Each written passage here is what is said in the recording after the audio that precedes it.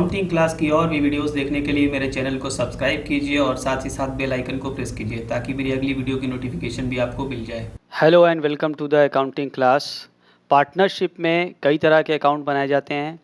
उसमें आपने revaluation account भी बनाया होगा और रियलाइजेशन अकाउंट भी बनाते हैं। लेकिन रीवैल्यूएशन अकाउंट कब बनाया जाता है और वो क्या होता है, और रियलाइजेशन अकाउंट कब बनाया जाता है और क्या होता है, इसको आपको समझना ज़रूरी है। इन दोनों में फ़र्क होता है। नाम मिलता जुलता एक जैसा लग रहा होगा, लेकिन ये दोनों बहुत ही अलग चीज़ है। इनमें काफ़ी डिफरेंस है। उन डिफरेंस को हम यहाँ 7 पॉइंट में देखेंगे।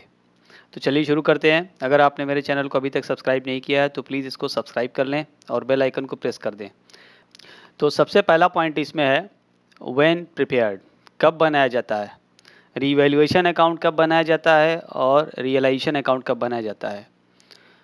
रीवैल्यूएशन अकाउंट बनाया जाता है जब किसी पार्टनर का एडमिशन होता है, किसी पार्टनर की रिटायरमेंट या किसी पार्टनर की डेथ होती है। या ये कहें कि revaluation account is prepared at the time of reconstitution of firm. जबकि रियलाइजेशन अकाउंट फर्म के डिसोल्यूशन पर बनाया जाता है। जब फर्म पूरी तरह से बंद हो जाती है तब उस वक्त रियलाइजेशन अकाउंट बनाया जाता है।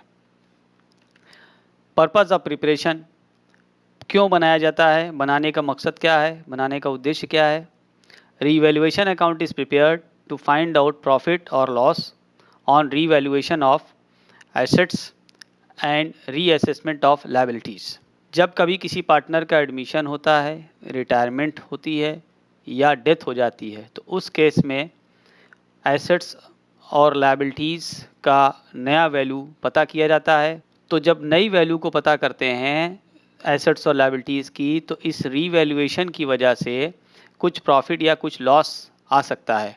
तो ये देखने के लिए कि एसेट्स के रीवैल्यूएशन पर और लायबिलिटीज़ के रीअसेसमेंट पर क्या प्रॉफिट हो रहा है और क्या लॉस हो रहा है, हम रीवैल्यूएशन अकाउंट बनाते हैं।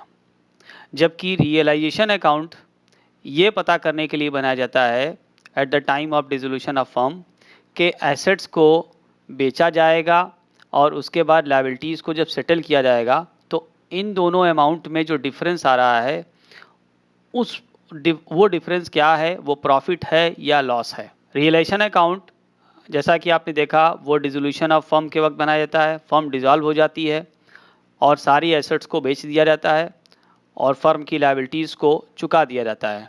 अगर एसेट्स को बेचने पर जो अमाउंट मिला और लायबिलिटीज़ को चुकाने पर जो अमाउंट गया, इन दोनों का डिफरेंस पॉजिटिव आ रहा है, यानी एसेट्स को बेचने पर आपको ज़्यादा अमाउंट मिला है और लायबिलिटीज़ आपने जो चुकाया है वो कम अमाउंट का था, तो जो डिफरेंस आ रहा है जाहिर सी बात है वो फिर प्रॉफिट ही होगा। तो ये प्रॉफिट पता करने के लिए कि एसेट्स को बेचने और लायबिलिटीज़ को सेटलमेंट करने के बाद क्या बचता है।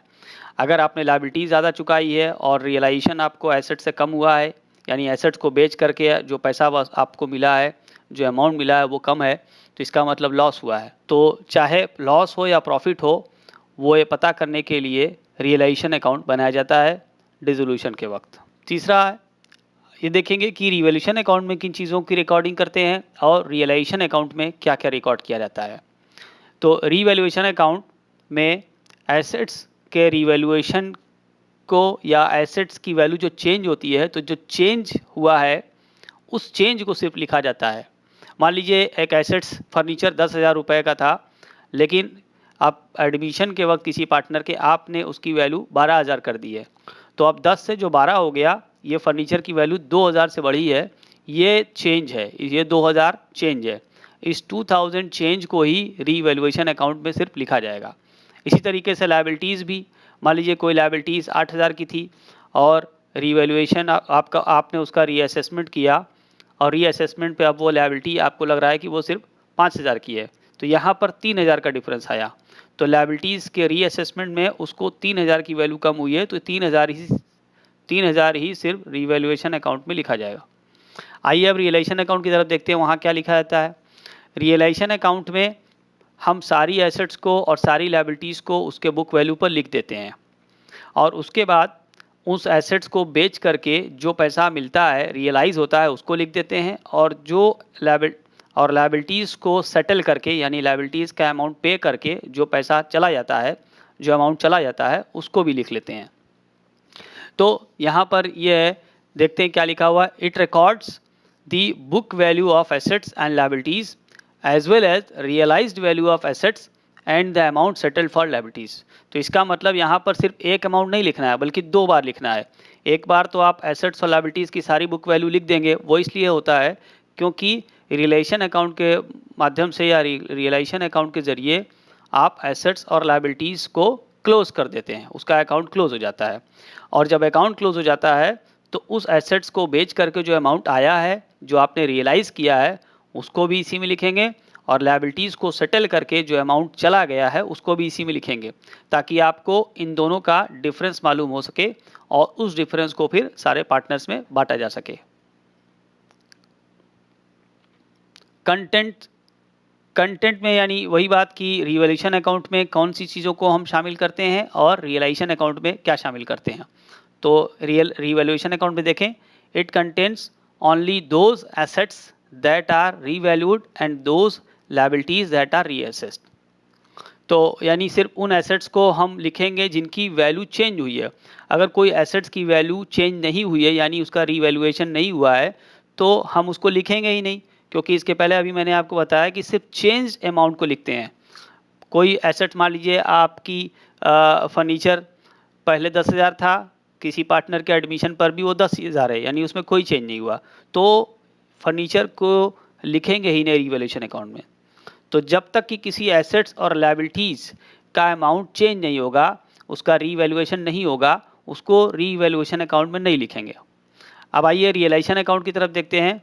इसमें ऐसा नहीं होता है, इसमें आपको सारी एसेट्स को एक बार आपको लिखना पड़ेगा रियलाइजेशन अकाउंट में, ठीक है, सारी एसेट को, सिर्फ कैश और बैंक बैलेंस को छोड़कर, और सारे लायबिलिटीज़ को भी आपको इसमें लिखना पड़ेगा, सिर्फ पार्टनर के लोन अकाउंट और कैपिटल अकाउंट को छोड़कर।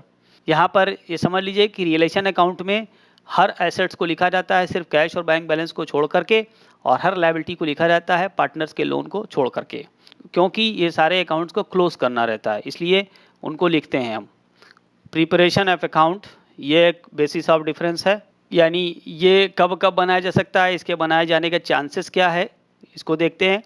तो revaluation account may be prepared at a number of occasions during the life of the firm. Firm की लाइफ में कई बार ऐसा मौका आएगा, किसी पार्टनर की डेथ होगी, किसी पार्टनर का रिटायरमेंट होगा, किसी पार्टनर का एडमिशन होगा। तो जब जब एडमिशन, रिटायरमेंट या डेथ का केस होगा, एसेट्स और लायबिलिटीज़ का रीवैल्यूएशन होगा, और जब जब एसेट्स और लायबिलिटीज़ का रीवैल्यूएशन होगा, रीवैल्यूएशन अकाउंट बनाया जाएगा। तो इसका मतलब ये हुआ कि फर्म की लाइफ में ऐसा कई बार हो सकता है कि रीवैल्यूएशन अकाउंट बनाया जाए। तो रीवैल्यूएशन अकाउंट बनाने के कई चांसेस हैं, या बहुत बार बनाया जा सकता है जब जब ये इंसिडेंट होगा।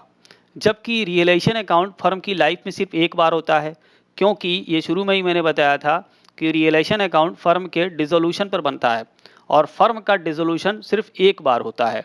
आपको ये बात पता होनी चाहिए कि फर्म का डिसोल्यूशन और पार्टनरशिप का डिसोल्यूशन में फ़र्क होता है। ये दोनों का डिफरेंस हमने एक वीडियो बनाया है, आप उसको भी देख सकते हैं। तो किसी पार्टनर का एडमिशन, किसी पार्टनर का रिटायरमेंट, किसी पार्टनर के डेथ पर पुरानी पार्टनरशिप खत्म हो जाती है और नई पार्टनरशिप बनती है, इसी को बोलते हैं डिसोल्यूशन ऑफ पार्टनरशिप। जबकि फर्म का बिजनेस भी बंद हो जाए और पार्टनर्स के बीच में आपस में कोई रिलेशन ना रहे, इसे बोलते हैं dissolution of firm. 6th point, closure of accounts. On revaluation, the accounts of assets and liabilities are not closed. Assets और liabilities का अकाउंट क्लोज नहीं किया जाता है रिवैल्यूएशन में, क्योंकि किसी पार्टनर के एडमिशन, रिटायरमेंट या डेथ के केस में फर्म चलती रहती है। तो जब फर्म चलती रहेगी तो अकाउंट बंद करने की ज़रूरत नहीं आती है। लेकिन रियलाइजेशन अकाउंट तब बनता है जब फर्म बंद हो जाती है, यानी फर्म का डिसोल्यूशन हो जाता है। तो जब फर्म का ही डिसोल्यूशन हो गया तो फिर किसी अकाउंट को रखे जाने की कोई ज़रूरत नहीं है, सारे एसेट्स और लायबिलिटीज़ का अकाउंट भी क्लोज कर दिया जाता है। तो हम ये कह सकते हैं कि accounts of assets and liabilities are closed on preparation of realisation account. ये मैंने पहले ही बताया कि रिलेशन अकाउंट में जो पहला पार्ट होता है वो एसेट्स और लायबिलिटीज़ को ट्रांसफ़र करके उसके अकाउंट को क्लोज करने का होता है।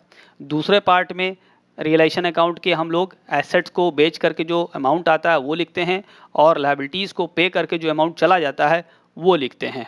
रियलाइजेशन अकाउंट के केस में हम देखें, रियलाइजेशन अकाउंट जब बनाया जाता है तो उस पर जो प्रॉफिट या लॉस होता है उसको सभी पार्टनर्स में बांटा जाता है। यहाँ पर पुराने और नए का कोई केस नहीं है, क्योंकि फर्म डिसॉल्व हो रही है, सभी पार्टनर्स पार्टनर नहीं रह जाएंगे, बिजनेस बिजनेस नहीं रह जाएगा। तो सारे पार्टनर्स में इस प्रॉफिट या लॉस को बांटा जाता है। यहाँ पर ओल्ड या न्यू का कोई कॉन्सेप्ट नहीं आ रहा है, इसलिए यहाँ पर हमेशा रियलाइजेशन अकाउंट के प्रॉफिट को सारे पार्टनर्स में बांटते हैं, जबकि रिवैल्यूएशन अकाउंट में डिपेंड करेगा कि रिवैल्यूएशन अकाउंट किस कंडीशन में हो रहा है, वो एडमिशन पर हो रहा है या रिटायरमेंट और डेथ पर हो रहा है। उम्मीद करते हैं आपको ये सारा डिफरेंस समझ में आ गया होगा। अगर इसमें कोई डाउट है आपको तो कमेंट में लिख सकते हैं आपको, मैं कोशिश करूँगा कि उस डाउट को दूर कर लें। हमारे चैनल को आप सब्सक्राइब कर दें अगर अभी तक आपने सब्सक्राइब नहीं किया है, और बेल आइकन को प्रेस कर दें ताकि मेरी हर वीडियो की नोटिफिकेशन आपको मिल जाए। Thanks for watching.